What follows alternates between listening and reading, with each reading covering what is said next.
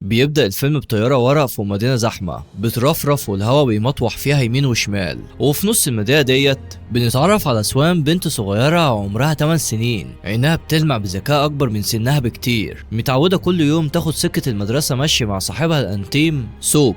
وفي يوم الصبح بدري سوان بتجهز لمدرستها وبتطلب من مامتها تلم لها شعرها، لكن الأم كانت مطحونة بين شغلها وطلبات البيت، والأب بياخد باله وبيتدخل وبيقرر هو اللي يصرح لبنته علشان تنزل مبسوطة شوية. وسوان جهزت وبتفتح الباب علشان تخرج، لكن فجأة الجو بيقلب والمطر بيرخ. لحظة الأم بتسألها لو توصلها في طريقها، بس علشان سوان حاسة بتعب مامتها ومشاغلها بترفض وبتقول لها ما تشغليش هم، أنا هجري وهبقى في المدرسة في 3 دقايق بالظبط يا ماما. والأم بتوافق لكن بشرط إن سوان تاخد الشارع الرئيسي علشان أمان وزحمة، وبعدها بتتحرك في طريقها، لكن أصحابها كانوا سبقوها وزمانهم وصلوا. وخلال ما هي لوحدها في الطريق والمطر، الأحداث بتاخد طابع غريب، ومن بعيد بنلمح عيون راجل غريب واقف بيراقب كل خطوة لسوان في صمت. وفي اللحظة دي بنشوف الطيارة الورق اللي كانت طايرة بحرية في أول الحكاية وقعت على الأسفلت ومتبهدلة، والراجل الغريب بيميل وبيمسكها، وبعدها بيقرب بخطوات هادية ناحية سوان وبيبص لها وبيقول لها بابتسامة إن شمسيتها شكلها حلو قوي، وبيطلب منها يقف معاها تحتها علشان يتحمى من المطر. وسوان ببراءتها بترفض كلامه بأدب وبتقول له ان هي يا دوبك تلحق علشان متاخره على المدرسه، وبتلف وشها ناحيه المدرسه اللي كانت على بعد خطوات. لكن للاسف من شده المطر الشارع اللي قدام الباب مفهوش صريخ ابن يومين، وهنا بقى بتحصل الكارثه. وشويه وبنشوف منظر يوجع، شمسيه سوان متكسره ومتبهدله، شنطتها وجزمتها وحاجاتها كلها متنطوره مرميه على الارض في مكان مقطوع، وسوان البنت الصغيره اللي كانت لسه بتضحك الصبح مرميه هناك مصابه بجروح خطيره، وجسمها الصغير كله بيترعش من الخوف والهلع يا صديقي. وبآخر ذرة قوة فاضلة بتمسك تليفونها وبتطلب النجدة، علشان بعد دقايق صوت سيرة الإسعاف بيشق السكون وبياخدوها بسرعة على المستشفى علشان يلحقوا اللي باقي منها. والمشهد اللي بعده الأم بتوصل المستشفى ولما بتشوف حياة بنتها بتنهار وبتفقد النطق، مشهد يقطع القلب. وانا كمروان اتأثرت وفعلا دمعتي نزلت عليها. جسم البنت كان متبهدل وكله جروح، حرفيا ابشع كابوس ممكن طفلة تعيشه. الوحش ده مش بس اعتدى عليها، ده ضربها وعذبها لحد ما كانت بتطلع في الروح، لكن بمعجزة حقيقية من ربنا سوان لسه فيها الروح، والدكاترة بيجروا بيها على أوضة العمليات فورا. وبعد ما العملية بتخلص الدكاترة بيجروا يصرحوا الأهل بالكارثة علشان البنت تعيش. اضطروا يستأثروا أجزاء كبيرة من أمعائها وعملوا لها فتحة إخراج صناعي، وركبوا لها يا صديقي أعزك الله كيس طب خارجي علشان تقدر تخرج فيه الفضلات. الخبر اللي بيكسر ظهر الأب والأم نصين كان لما الدكاترة أكدوا لهم إن سوان هتفضل عايشة بالوضع المأساوي ده طول عمرها. صدمة تقيلة شلت تفكيرهم حرفيا، موش عارفين يستوعبوا المصيبة ولا الطريق الصعب اللي مستنيهم. شوية وسوان أخيرا بتفتح عينيها وبترجع لوعيها، والأب بيجري عليها وبيبوس إيديها. البنت بقت بتبصله بكل براءة وبتسأله بصوت ضعيف ليه ما رحتش الشغل النهاردة يا بابا. والكلمة ديت نزلت على الأب زي السكينة اللي ذبحته. قلبه اتعصر من الإحساس بالذنب والقهرة، حس إنه فشل يحمي حتة منه في أكتر وقت كانت محتاجاه فيه. سوان بتجمع اللي باقي من حيلها وتوشوش أبوها وبتترجاه يقبض على الراجل اللي عمل فيها كده، وبتقول له معلومة مهمة ان المجرم ده كان لابس بنطلون مليان جيوب كتير. هنا الاب بيطبطب عليها وبيطلب منها ترتاح وتنام، لكنها بتعاند وبتقول له ان هي فعلا نفسها تنام، لكنها خايفة لو غمضت عينيها تنسى شكل الكابوس والراجل اللي دمر لها حياتها. سوان كانت مصممة ان الراجل ده لازم يجي مهما حصل، ورغم انها يا دوبك 8 سنين بس عقلها يوزن بلد. وبعد ما قالت له كلمتها استسلمت لتعبها وراحت في النوم. والاب بيعافر علشان يكتم دموعه ويسيطر على قهرته، وبيسحب نفسه لبره الأوضة بهدوء مش قادر يتماسك أكتر من كده. بره الأوضة الشرطة بتبلغ الأهل إنهم حطوا إيديهم على خيط ووصلوا للمجرم، فالأب ما كدبش خبر وطلع يجري على الاسم. النار قايدة جواه وعايز ياخد حق بنته، لكن الضابط بيصدمه وبيقول له ما عندناش دليل قاطع علشان نقبض عليه، ومحتاجين نسمع أقوال البنت علشان نقدر نتحرك. ولما الأب بيرجع يبلغ مراته باللي حصل الدنيا بتتقلب. الأم بتتعصب وبترفض تماما إن بنتها ترجع تفتكر الكابوس ده تاني، وبتقوم بينهم خناقة كبيرة. الاتنين أعصابهم متدمرة ومتحطمين نفسيا ومش قادرين يستوعبوا المصيبة. وفي وسط الخناقة دي الضابط بيقرب من الأب وبيطلب منه طلب غريب شوية، بيطلب منه يروح البيت يجيب كل لاعب سوان للمستشفى. وطبعا الأب بيستغرب، لكن الضابط بيفهمه وبيقوله إن الدكتورة النفسية اللي هتتابع الحالة هي اللي طلبت كده. والأب اللي مستعد يمسك السما بإيده علشان بنته بيروح البيت فورا وبيدور لحد ما بيلاقي لعبتها المفضلة وبيكون اسمها كوكونج. وبياخدها في ايده وبيرجع بيها للمستشفى. وفي المستشفى بتوصل الدكتورة النفسية، دكتورة شاطرة وعارفة هتعمل ايه. بتبدأ تلاعب سوان وبتديها لعبتها المفضلة علشان تكسر حاجز الخوف وتبني معاها ثقة. وفعلا اللعبة بترسم ابتسامة باهتة على وش البنت. بتبدأ سوان تهدى وترجع لطبيعتها شوية. ولما الدكتورة بتحس انها بقت مرتاحة بتبدأ تسألها بهدوء عن اللي حصل، وبنعرف ان كل ده متسجل من رجال الشرطة اللي واقفين يتابعوا في صمت. وهنا الدكتورة بتبدأ تطلع صور لناس كتير وبتعرضهم على سوان واحدة واحدة. وأول ما عين البنت بتيجي على صورة المجرم اللي أذاها بتغمض عينيها برعب وبتكشف نفسها. فالدكتورة بتلقط الإشارة وبتفهم إن هو ده الوحش المفترس، وعلشان تقطع الشك باليقين بتعرض عليها مجموعة صور تانيين أصغر وتطلب منها تشاور عليه. وبإيدين بتترعش يا صديقي وصعوبة كبيرة سوان بترفع صباعها الصغير وبتشاور على اللي دمر حياتها. وبشهادتها دي الشرطة أخيرا بيبقوا معاهم الدليل القاطع اللي هيقفل القضية ويحبس المجرم. قبل ما الدكتورة تمشي بتقف مع أبوها وبتشرح له إن المشوار طويل وإن سوان محتاجة دعم نفسي وجسد جبار علشان تخف، وان الرحله ديت مش هتمشي خطوه بخطوه غير بمسانده اهلها. بتديله الكارت بتاعها وبتقول له يكلمها في اي وقت لو احتاج مساعدتها. لكن الام اللي قلبها محروق بتخطف الكارت من ايد جوزها وبترجع له الدكتوره وبترفض اي مساعده من اي حد وبتقول لها احنا تمام التمام. في الوقت ده الشرطه بتروح للمجرم وبتقبض عليه علشان بعد ساعات الخبر بيتنشر في التلفزيون والجرايد وبيبقى ترند. وفجأة المستشفى بتتملي صحفيين وكاميرات بيدوروا على سبق صحفي. واول ما الاب بياخد باله بيجري علشان يحوط على بنته، عارف كويس ان دوشه الاعلام ديت هتاثر بالسلب وممكن تقضي على اللي باقي من نفسيتها وتتاذى اكتر. ولما اداره المستشفى بتيجي تنقل سوان لاوضه تانية الصحفيين بيمشوا وراها زي الدبان، كل واحد ما عندوش قلب عايز يطلع بسبق صحفي وقيمته تعلى. هنا الاب بيلاقي ان الموقف خرج عن السيطره فبيشيل بنته على كتفه وبيحارب يهرب بيها وبيروح على اوضه معزوله في الدور الاخير وبيستخبوا هناك. في اللحظه دي سوان بتكون مرعوبه ومش فاهمه حاجه وبتبص لابوها بعين مليانه دموع وبتساله هو انا عملت حاجه غلط؟ والاب بيحضنها وبيطمنها وبيأكد لها ان هي ما عملتش اي حاجه غلط وانهم هيكونوا بخير. لكن خلال ما بيحاول يطمنها بتحصل كارثه تانية. الكيس الطبي اللي متركب لسوان علشان يجمع الفضلات بينفجر فجاه وبيغرق السرير. لحظتها الاب بيتنفض من مكانه وبسرعه بيحاول ينظف الدنيا وبيغير لها الكيس، لكن الصدمه كانت لما مد ايده يفتح هدومها علشان يغيره. فجاه سوان دخلت في غيبوبه فزع ورعب هستيري اللي بيسموه التراب ما بعد الصدمه. شريط الذكريات السوداء بتاع الاعتداء هجم على دماغها وبقت تترعش وبتصرخ بصوت عالي. وفي الثواني الاولى الاب كان مذهول ومش مستوعب بنته مالها، لكن اول ما فهم اللي بيدور في دماغها رجع لورا بذهول وخطواته تقلت وجسمه كله بقى يترعش من الصدمه. قلبه اتكسر 100 حته واكتشف ان الجروح والندبات اللي سابها الوحش ده في روح ونفسيه بنته اعمق واوحش بكتير من جروح جسمها. بيجي الليل وبيدخل الاب اوضه سوان علشان يطمن عليها، لكن اول ما بتشوفه بتشد الملايه وبتستخبى تحتها وبتغطي وشها. حركته دي سمرته في مكانه زي الصنم، لكنه بيبلع ريقه وبيحاول يتماسك وبصوت مليان حنيه بيعرفها ان مامتها تعبانه شويه ومش هتقدر تيجي تزورها اليومين دول، لكن بشرها بخبر حلو انها خلاص هتبقى مش وحيده وقريب قوي هيكون عندها اخ صغير. افرحي يلا. لكن سوان فضلت ساكته ومش بتنطق ولا بكلمه. هنا الاب فهم ان الموقف بتاع الصبح كسر حاجز الامان وخلاها تخاف منه هو كمان لمجرد انه راجل. الفكره ديت قتلته من جواه بس كتم وجعه وقال لها بصوت مكسور مفيش داعي تخبي وتشيلي مني. ومن غير ما يستنى منها اي رد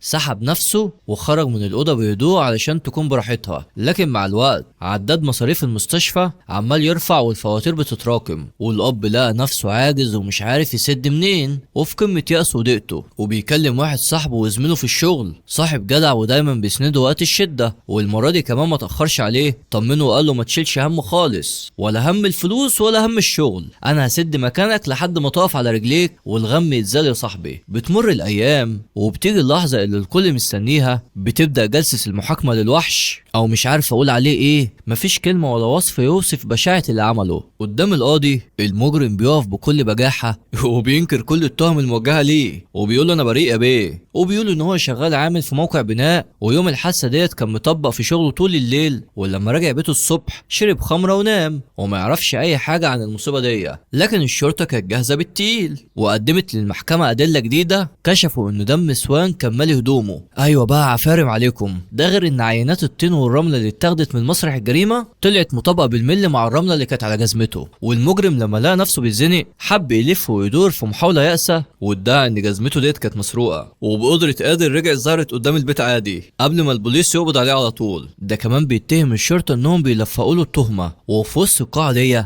كان قاعد صاحب والد سوان اللي دمه غلي وما قدرش يستحمل اكتر، وفي لحظة غضب بيقلع جزمته وبيحدفها في وش المجرم وهو بيصرخ وبيقول له انت المفروض تتكسف من نفسك على انك محسوب بني ادم او من نوع الانسان. وهنا القاعة بتتقلب لمسرح فوضى والشرطة بتتدخل بالعافية علشان تسيطر على الموقف. بنرجع بقى للمستشفى، والد سوان بيدخل وبيتفاجئ بمنظر يبشر. مجموعة لابسين شخصيات كرتونية متجمعين حوالين سوان بيلعبوها وبيهزروا معاها علشان يغيروا مودها. والجميل ان سوان كانت متفاعلة ومبسوطة بالبراءة بتاعتها. يا صديقي انت متخيل ان بنت ما كملتش 8-9 سنين يحصل فيها كده؟ المفاجأة بقى ان اللي جوه البدلة ديت كانوا امها وصاحبة امها وممرضة من المستشفى. والليلة ديت كانت من تخطيط الدكتورة النفسية اللي الام رجعت كلمتها وطلبت منها المساعدة بعد ما شافت حالة بنتها بالسوق. الام كانت مأجرة اللبس ده، ولما الاب راح لمحل التأجير علشان يحاسب بيسأل صاحب المحل عن ايجار اللبس في اليوم بكام، وصاحب المحل بيرد ان اليوم ب$200، رقم كبير والاب جيبه مفهوش المبلغ ده، فبيسأله بانكسار ولو ينفع يقسط له المبلغ. وصاحب المحل بمجرد ما بيسمع الكلمة وشاف ملامح الاب المكسور فهم ان الراجل بيمر بأزمة. ولما عرف حكايته وظروفه الجدعنة اخدته وقرر يقف جنبه واداله بدلة شخصية البنت اللي بتحبها ببلاش خالص، وقال له خليها معاك خلص بيها اللي انت عاوزه ورجعها براحتك.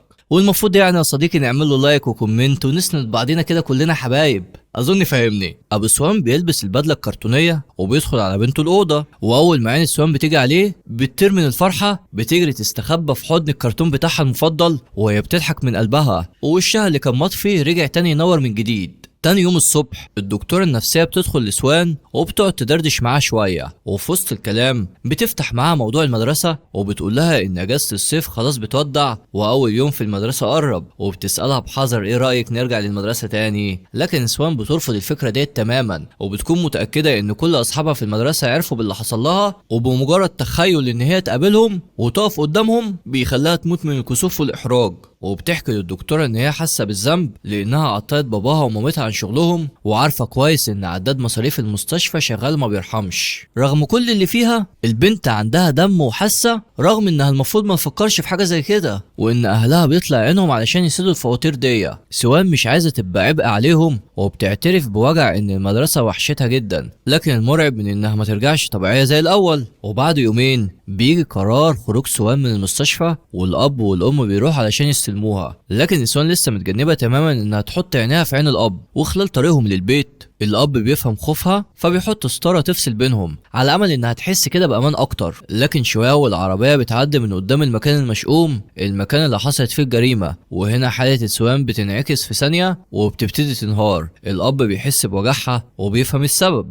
فبيدوس بنزين وبيسرع علشان يبعد عن المكان الوحش ده وما بيديش فرصه لعقلها ان هو يفكر في الكابوس. اول ما بيوصلوا البيت سوان بتنزل من العربيه وجسمها مش شايلها وبتبدا تستفرغ من كتر التعب والضغط النفسي. بس وسط المشهد الصعب ده عينها بتلمح حاجه على حيطه المحل بتاعهم بتغير المود تماما. الحيطه كانت متغرقه رسائل وجوابات صغيره مليانه كلام حلو وتشجيع من كل اصحاب سوان وصديقي اللي بيحبوها وبيسندوها. واول ما بتقرا الرسائل دي ملامحها بتتغير ووشها بينور بابتسامه حقيقيه وبتحس ان هي مش لوحدها. وتاني يوم الصبح بنشوف سوق صاحب سوان الانتيم رايح يقابل ابوها. الواد الصغير كان شايل ذنب يهد جبال، واقف قدام الاب وبيبتدي يعيط بانهيار وبيقوله لو كانت راحت معاه المدرسه اليوم ده ما كانش حصل اللي حصل، وبيدخل في نوبه عياط هستيري مش قادر يوقفها وعمال يلوم في نفسه. لحظتها والد سوان بيطبطب عليه وبيمسح دموعه وبيأكد له ان هو ملهوش اي ذنب في اللي حصل. وبنشوف ان دعم اصحاب سوان وكروت المعايده اللي غرقت البيت كانت زي السحر. ثقتها رجعت في نفسها وخلتها تاخد القرار الصعب، بتقرر ترجع المدرسة تاني. وفي تاني يوم الصبح بتروح سوان المدرسة مع عمتها، بس أول ما بتبدأ يومها بتحس بعدم ارتياح وكسوف بسبب كسل فضلات الطب اللي متركب لها. احنا يا سوان معاك وبنشجعك ومقدرين ظروفك. بس طبعا دماغها بتكون عمالة تودي وتجيب، يا ترى هقول ايه لاصحابي لو سألوني عنه، خصوصا ان هي بدأت تلاحظ نظرات الاستغراب في عيونهم. وفي اللحظة اللي سوان كانت خلاص هتجيب اخرها ومش قادرة تكمل، فجأة بيظهر الاب لابس نفس بدلة الكرتون. ووجوده في اللحظة ديت كان طوق النجاة، رفع معاناتها في السما حرفيا واداها الثقة اللي كانت هتروح منها. ومن يوميها الاب اخد عهد على نفسه كل يوم يمشي وراها للمدرسة وهو لابس البدلة، علشان تبقى دايما حاسة انه في ظهرها وما تحسش بالوحدة ثانية. ده مش بس كده، ده كمان راح لمدير المدرسة واتفق معاه يخلي سوان بعيدة الفترة عن اي مدرسين رجالة، علشان نفسيتها تبقى مرتاحة وما تخافش. وعلشان يقفل باب الاحراج ده خالص، الاب فكر في حيلة عبقرية، اشترى لسوان كيس فضلات جديد نضيف وملاه شوكولاتات وحلويات. وبكده لو اي حد من اصحابها سألها عن الكيس ده تفتحه بكل ثقة وتقول لهم ده كيس الحلويات بتاعي، وتوزع عليهم كلهم. ولد سوان حرفيا عمل المستحيل علشان يضمن ان بنته تعيش وسط زمايلها مرفوعة الراس، رغم ان حالته المادية صعبة جدا، وكان عايز ان بنته مفيش حاجة تكسرها او تحسسها ان هي غريبة. وتاني يوم الصبح بنشوف سوان في طريقها للمدرسة، وزي ما الاب توقع بالظبط البنات اصحابها سألوها بفضول عن الكيس الغريب اللي مربوط على وسطها، لكن المرة دي ردت عليهم بكل ثقة وابتسامة وقالت لهم ان ده كيس مليان شوكولاتات، وبتطلع منه شوكولاتات وبتوزع عليهم. وبتكمل طريقها للمدرسة مع صاحبها سوق مستبشرة متفائلة. وطول السكة ابوها ماشي وراهم وبيسليها وبيطمنها، بس سوان بذكائها بتبتدي تشك، حست ان في حاجة مألوفة في الشخصية دي. حاولت تكلمه كذا مرة وتستدرجه في الكلام لكن ما نطقش حرف. سوان الفضول بيسيطر عليها وبتاخد الشخصية من ايديه طوالي على محل مامتها، وهناك سألتها بشك هو بابا اللي جوه اللبس ده؟ فالام بتبتسم وبتقلع الشخصيه الماسك علشان يظهر الاب من تحتيه، وشه احمر وغرقان في عرقه من كتمه وحراره البدله. واول ما سوان بتشوفه بالمنظر ده قلبها بيحن وبتقرب منه بحب، وبتمسح العرق من وشه بايديها الصغيره. وفي اللحظه ديت بالذات جبل التلج اللي كان بينهم بيدوب، والمسافة اللي خلقتها الصدمة بتختفي، وبيرجعوا لبعض تاني كأب وبنته. المشهد بيقطع على مكالمة تقبض القلب.